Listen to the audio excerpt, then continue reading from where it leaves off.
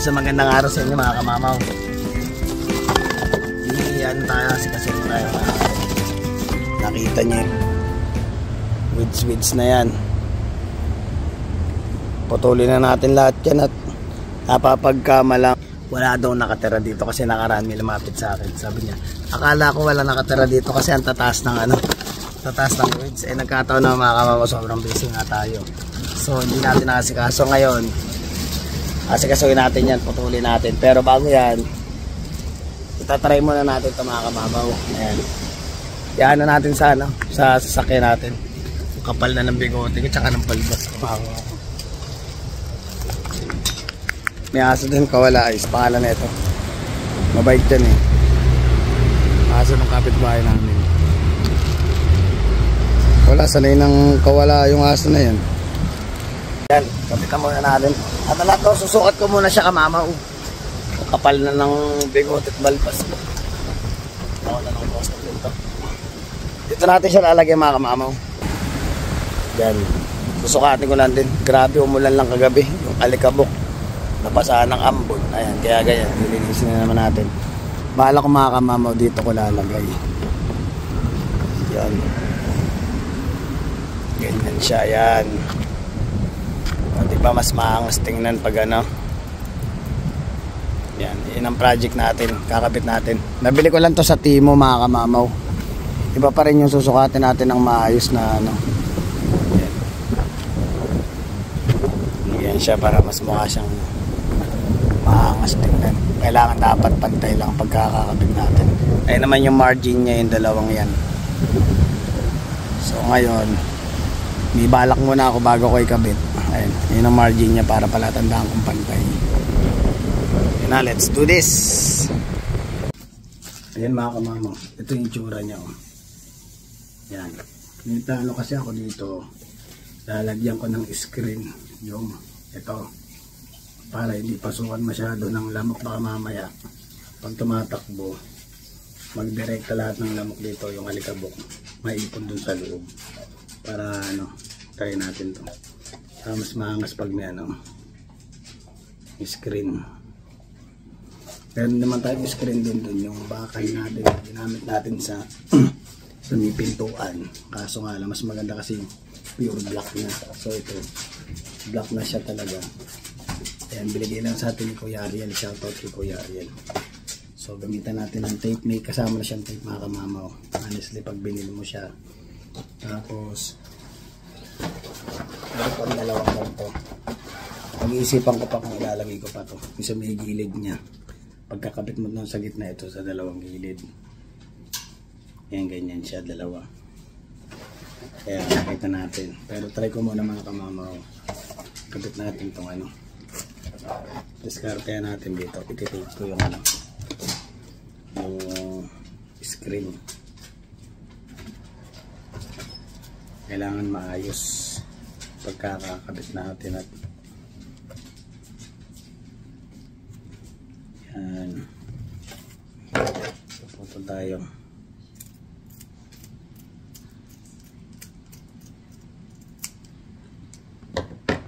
Dapat nung last week ko pa nakabit to, kaso nga lang talagang busy tayo, mga naghahabol tayo ng oras palagi. Ang tutuloy natin. Wala, di maisingit eh. Talagang busy na eh, lalo na sa yung iyaan naman yung oras ng tulog mo. Sobrang busy ni kamamaw. Kumbaga Friday lang yung time ko. Dahil bukas may pasok din tayo. Mamaya iwawakulin natin mga aso. Medyo malamig naman yun, dapat balaw kanina 7 o'clock. Eh kaso nga lang nakita ko naman yung panahon, medyo mahangin siya, kaya okay na rin na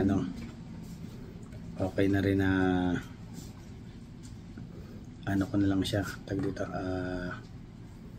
sa hapon na lang sila.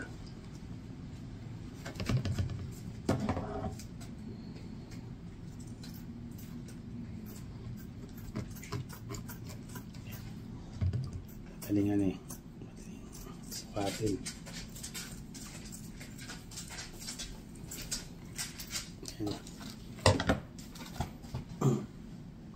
kabit na.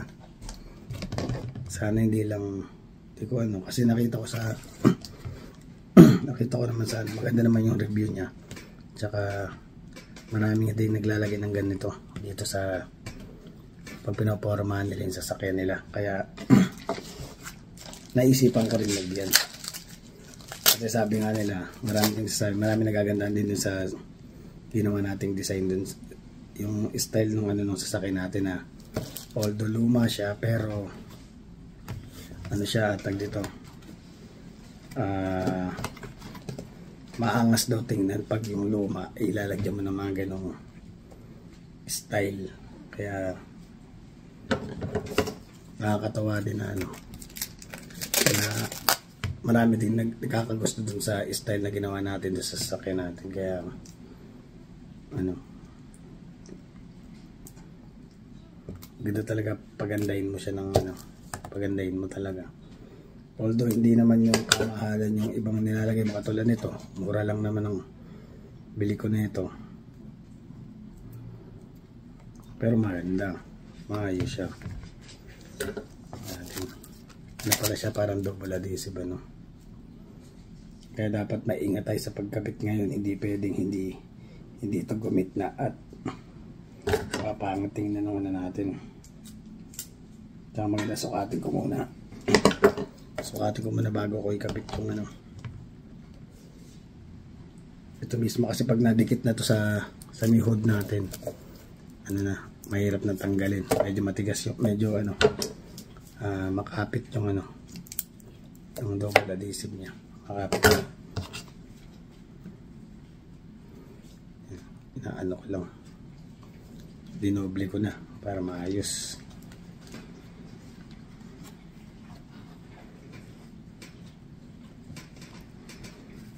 Try natin.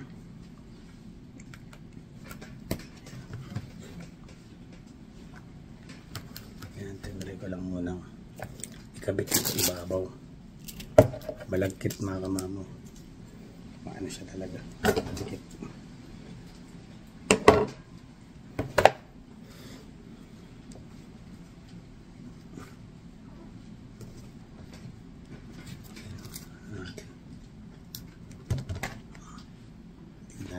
Sana hindi matanggal basta-basta.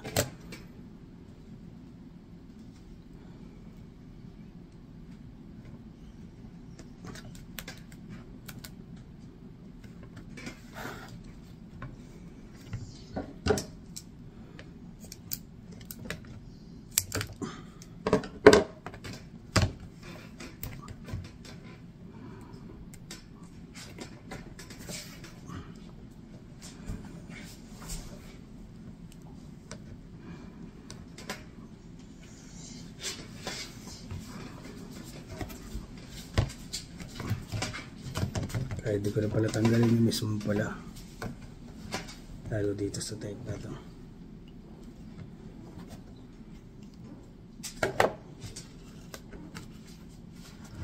Dapat talaga ang bala ko dito gulugan, gugulugan ko. Tigas ang ano, dikit. Yan, ayusin ko muna mga kamama.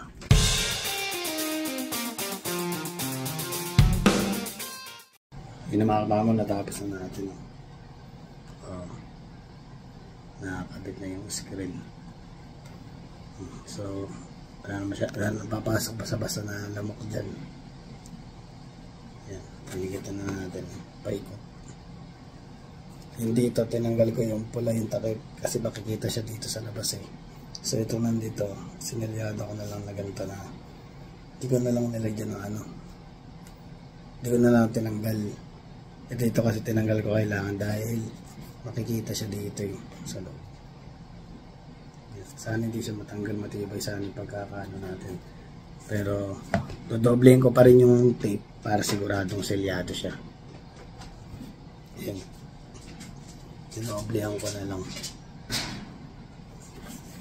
Hindi naman makita yung pala, hindi naman makita yung pala, diba? Yan, kapit na natin mga kamamaw. Yan mga kamamaw, nasa ko muna itong ano, sasakyan, yung pinaka pagdidikitan niya para at least pag kinabit natin kakapit yung ano, Double adhesive niya.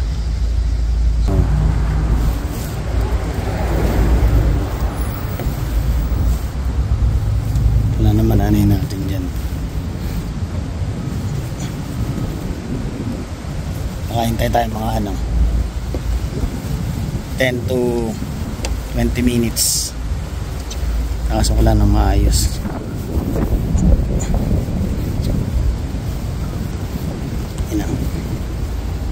Balikan natin, tapos kapit na natin.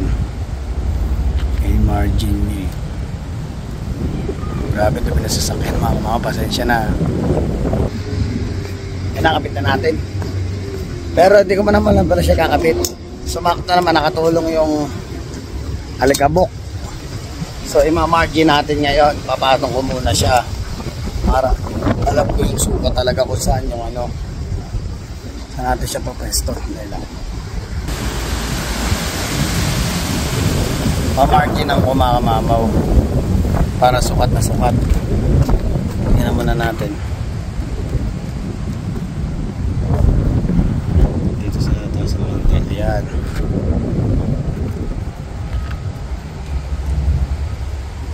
margin na natin ng alikabok para yung kapantay natin ng ayos. Yan, tingnan natin nakagitna na ba mga kamamaw.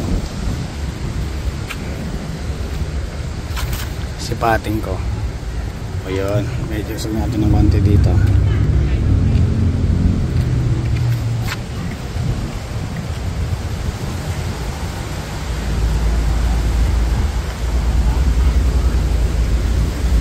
Ano ba? Nakagitna na ba mga kamamaw? Ayun yung margin niya, yung dalawang parang sigurado. Malaking tulong yung yung alikabok.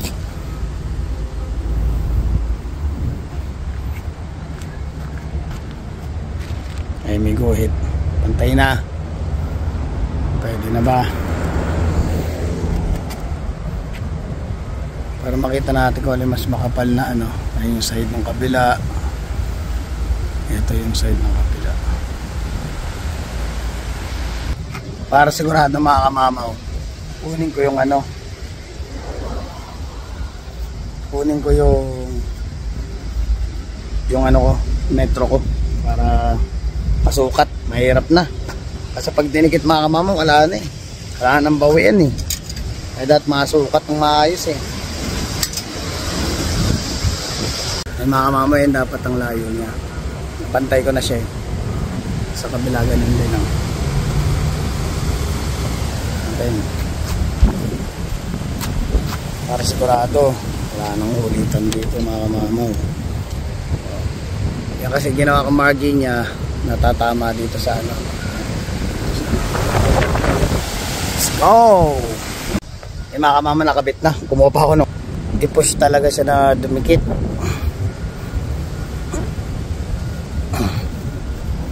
So para pag inaano mo naman siya, hindi mo maangat.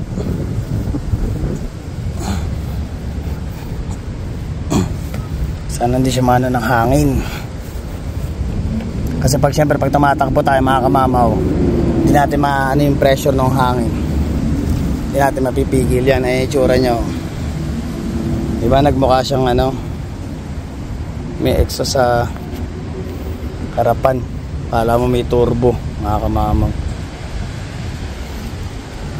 Yun turbo.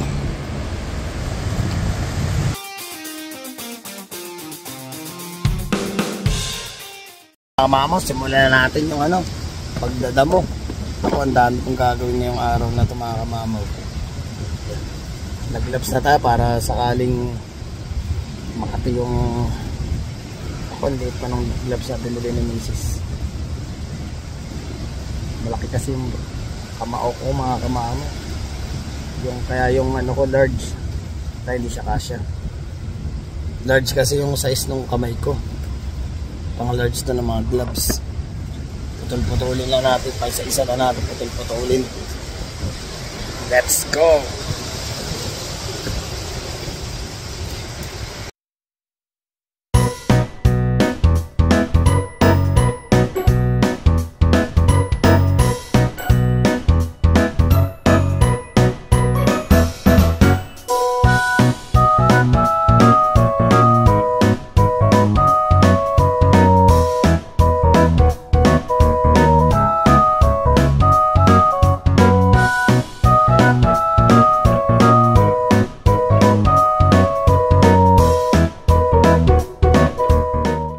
mga kamam, nagpit ko na lahat.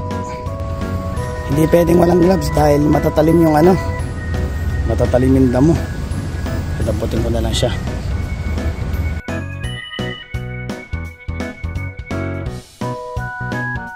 Dami-dami din yung mga natira pa nga mga kamamaw. Maliliit na lang, hayaan ko na siya. At kahit paano bumababa na yung mga ano, yung matataas talaga na putol natin. Hinihingal ako. Yan mga kamamaw, ihaw naman daw ako. Kasi di ba, napaka busy ni kamamaw pag Friday, lahat halos lahat parang naipon na lahat ng gawain sa bahay. Ito katulad niya, kinalaykay ko na yun, ang lakas ng hangin mga kamamaw. Puno na naman ang dahon. Good thing may pangkalaykay tayo maganda. Ayan, makakalaykay muna natin at nang makapagsimula na tayo mag-ihaw. Yung dalawa yung naglalaro pa dito. Ayan mga kamamaw, paalala din pala sa inyo mga bata, ingat din sa paggamit ng apoy. Hindi rin biro ang gumamit ng apoy, pwede kayong mapaso, pwede kayong maaksidente, kaya ingatan kayo. Lalo na dito mga kamamaw sa Canada, like around bandang BC, ano siya mga kamamaw, maraming wildfire na nangyayari ngayon. Sobrang kapal talaga ng ano, ng sunog. Kaya yung may nangyayari doon sa Jasper, sa band, kasi usually yun ba, parang national park yun na talagang honestly pasyalan yun ng mga taga Canada, lalo na katulad sa Saskatchewan, yung mga medyo malalayo doon, yun ang pasyalan nila pag summer time kasi ang ganda ng view, ang ganda ng lugar, talagang marirelax ka. Kasi ako nakapunta na ako, 2 times na nakapunta doon, talagang ma-enjoy mo siya, napakaganda talaga mga kamamaw. So nangyari doon, may nagkaroon silang wildfire. Yung wildfire parang near sa community. Tapos ang nangyayari, so usual kasi yung mga wildfire kasi minsan hinahayaan na lang nilang matupok ng kusa yung apoy. So nangyari doon is medyo malapit siya sa shoot, parang malapit siya sa may mga bahay. Nadamay pati yung mga bahay mga kamamaw, pati yung ibang gasolinahan. May sumabog pa ang gasolinahan mga kamamaw. Kaya nakakatakot din dito pag ano, pag summer time kasi sa sobrang init nasusunog yung kagubatan mga kamamaw. Kaya kayo mga kabataan, kayo ingat din kayo sa paglalaro ng apoy dahil delikado talaga yun at malaking epekto yan ano, pag nagkamali kayo ng paggamit. At the same time makakalimot kayo na may mga nagliliyab pang mga bagay. Ingatan nyo yun mga kamamaw para sa safety nyo mga bata. Ayan. Ngayon magluluto na tayo. Ilalagay muna ako ng uling. Hindi ko expected na mag-iihaw pala ngayon.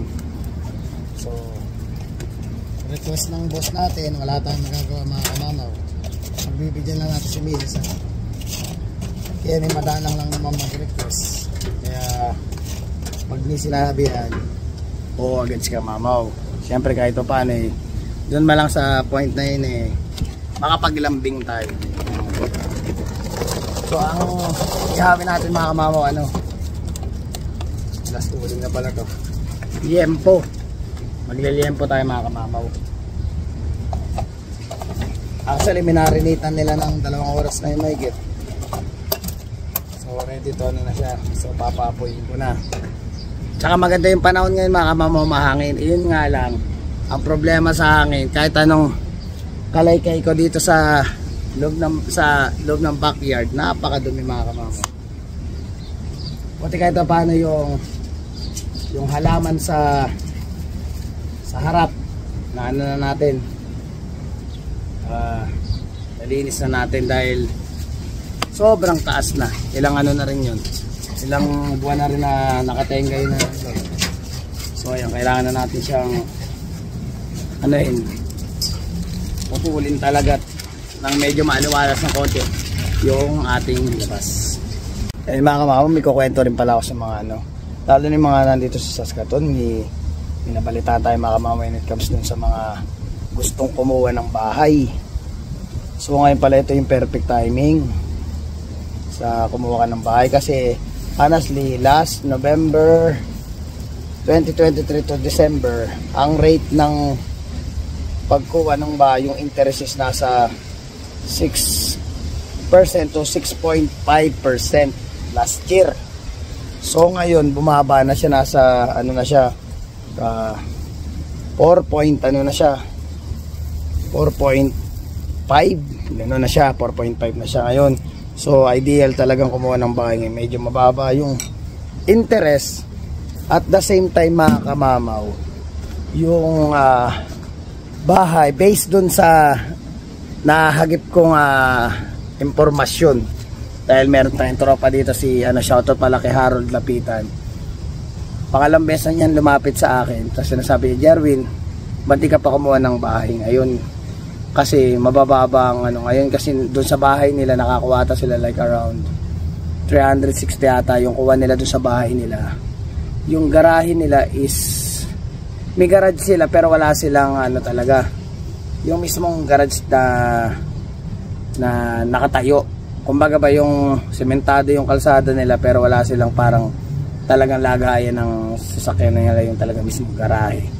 May garahe na yung sa may nakita niya malapit sa kanila, tsaka tahimik kasi doon sa may bandan nila, kaya lagi niya ako ini-encourage na doon din kumuha ng bahay dahil magandang pwesto. 319 lang nung last time na sinabi niya sa akin na nakapost daw yun, and then after 2 days yung kinausap ko siya, nakakuha na agad mga kamamaw. Yung nakuha naman na bahay na sinasabi niya is hindi naman siya renovated, pero kasi laki siya ng bahay nila, pero iyon may garahe na talaga. So mura na kasi from 360 yung sa kanila, kasi itong isa is 319 lang mga kamamaw. Ganun kabilis. Ibig sabihin mga kamamaw, hindi na nagpatumpik-tumpik pa yung nagtingin ng bahay. In just 1 week mga kamamaw, nabenta agad. Ganun kababa kasi yung presyo ng bahay. Kasi usually mga kamamaw, nung mga nakarang buwan, nagtatanong-tanong na rin ako mga kamamaw, kasi nagpaplano rin naman tayo sa in the future, malay natin. Pero until now, we're not yet financially ready for the kumuha tayo ng bahay ngayon. Kaya hintay-hintay lang tayo ng perfect timing natin. Kumbaga, may mga nag-a-update lang sa atin na sinasabihan tayo na Jerwin, ganto-ganto, na may bahay ngayon. Isipin mo, yung mga naririnig ko last month ago was yung mga bahay nila. Kasi usual, pag bumili ka ng bahay, investment din yan. At the same time, kung darating ka sa point na pa-retire ka na or may mga plano kang iba sa buhay na pwede mong balak may benta din yung bahay mo, lumalaki siya. Hindi siya pababa ang presyo mga kamamaw. Although siguro sa iba ngayon medyo mura nga, di ba? May mga time talaga mga kamamaw na mahal ang bentahan ng bahay. So ang nangyayari dyan, nagtanong tayo nung last month kung magkano na yung presyo ng bahay nila na mga natirahan na nila ng 10 years. Syempre may ina-update din nila yan kung magkano na yung presyo na yung bahay nila, baka sakaling benta nila o kumuha sila ng iba.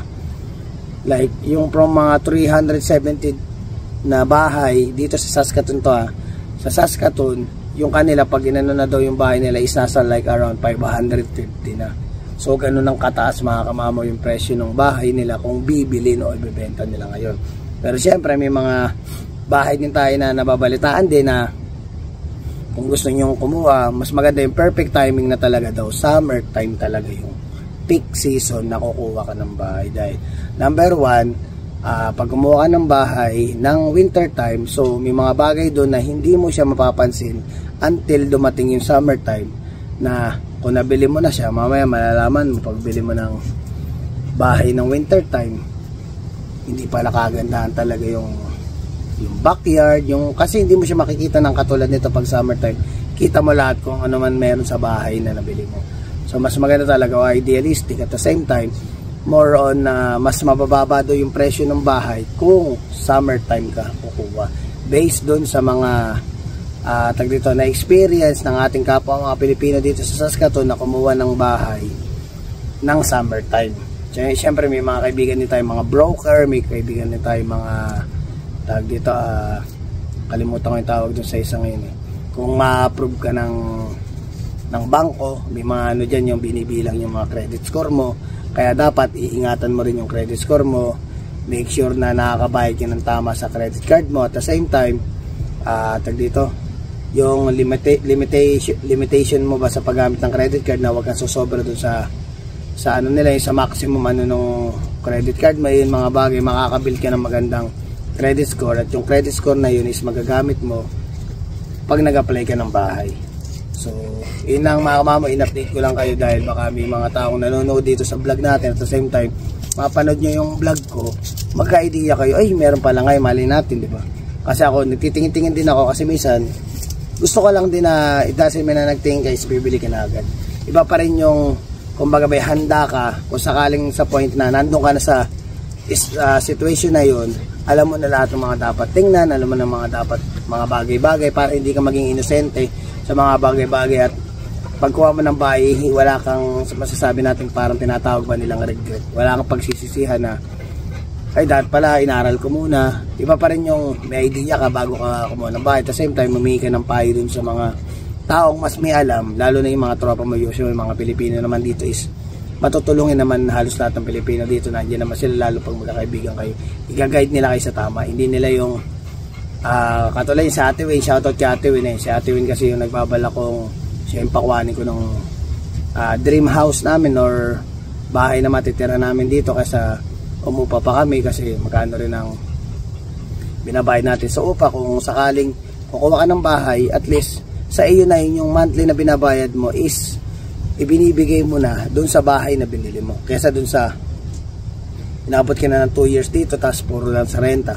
Sana punta yung 2 years na pambayad mo, napunta doon sa may napunta doon sa may ari ng bahay, kaysa nung kumuha ka ng bahay, yung 2 years mo na, after 2 years yung 2 years na binigay mo ngayon sa iyo yun, kasi bayad mo sa bahay mo yun.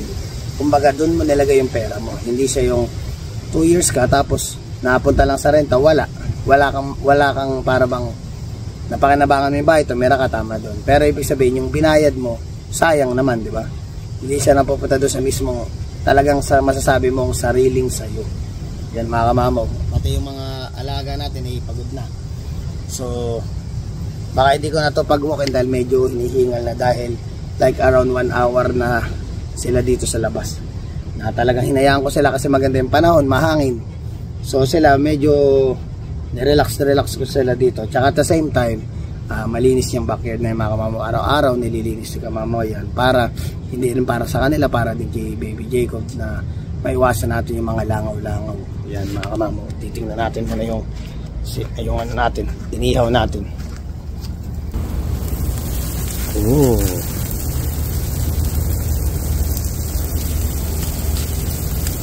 Nahabol ko mga kamamo dahil yung uling ko, konti lang yung uling natin.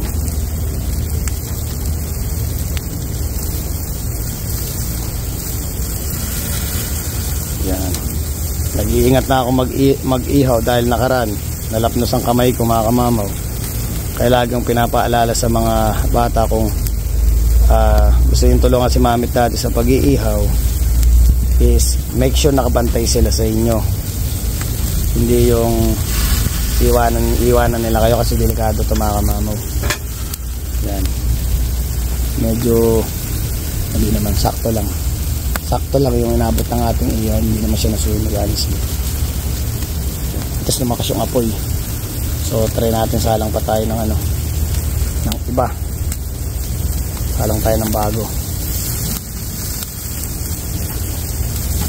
Sayang yung bagay.